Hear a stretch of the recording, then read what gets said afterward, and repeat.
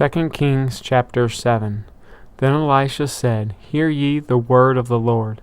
Thus saith the Lord, Tomorrow, about this time, shall a measure of fine flour be sold for a shekel, and 2 measures of barley for a shekel in the gate of Samaria. Then a lord on whose hand the king leaned answered the man of God and said, Behold, if the Lord would make windows in heaven, might this thing be? And he said, Behold, thou shalt see it with thine eyes, but thou shalt not eat thereof. And there were 4 leprous men at the entering in of the gate, and they said to one another, Why sit we here until we die? If we say, We will enter into the city, then the famine is in the city, and we shall die there. And if we sit still here, we die also. Now therefore come, and let us fall unto the host of the Syrians. If they save us alive, we shall live, and if they kill us, we shall but die. And they rose up in the twilight to go unto the camp of the Syrians. And when they were come to the uttermost part of the camp of Syria, behold, there was no man there. For the Lord had made the host of the Syrians to hear a noise of chariots, and a noise of horses, even the noise of a great host. And they said to one another, Lo, the king of Israel hath hired against us the kings of the Hittites and the kings of the Egyptians to come upon us. Wherefore they arose and fled in the twilight, and left their tents and their horses and their asses, even the camp as it was, and fled for their life. And when these lepers came to the uttermost part of the camp, they went into one tent, and did eat and drink, and carried thence silver and gold and raiment, and went and hid, and came again and entered into another tent, and carried thence also, and went and hid. Then they said to one another, We do not well. This day is the day of good tidings, and we hold our peace.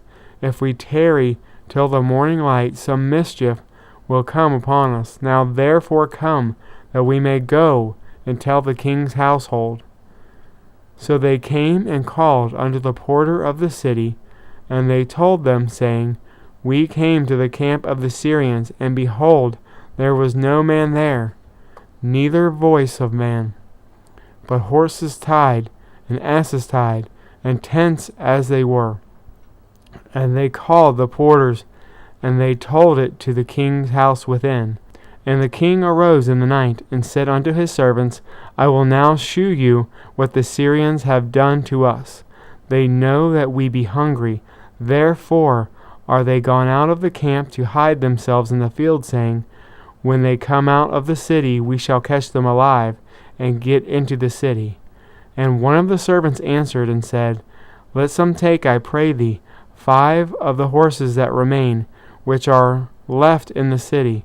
Behold, they are as the multitude of Israel that are left in it. Behold, I say, they are even as all the multitude of the Israelites that are consumed.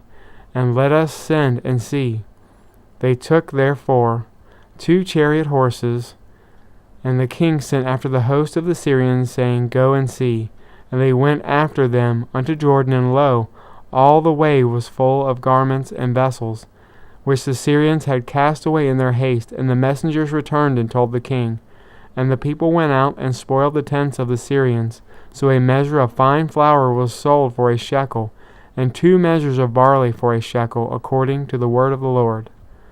And the king appointed the Lord, on whose hand he leaned, to have the charge of the gate. And the people trode upon him in the gate, and he died, as the man of God had said, who spake when the king came down to him. And it came to pass, as the man of God had spoken to the king, saying, 2 measures of barley for a shekel, and a measure of fine flour for a shekel, shall be tomorrow about this time in the gate of Samaria. And that Lord answered the man of God, and said, Now behold, if the Lord should make windows in heaven, might such a thing be? And he said, Behold, thou shalt see it with thine eyes, but thou shalt not eat thereof. And so it fell out unto him, and the people trode upon him in the gate, and he died.